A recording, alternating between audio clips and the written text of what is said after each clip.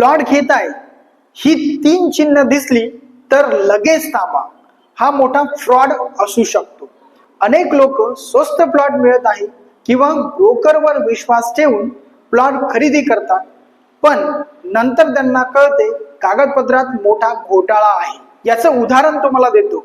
एका क्लायंटने पैसे देऊन प्लॉट खरेदी केला, नंतर त्याला कळले की विकणाऱ्याला तो अधिकारच नव्हता आणि कायद्यानुसार प्रॉपर्टी टायटल व्हेरिफिकेशन केल्याशिवाय प्लॉट घेणं हे धोकादायक असू शकतं आणि जर टायटल क्लिअर नसेल तर अशी डील ही लिगली व्हॅलिड नसते.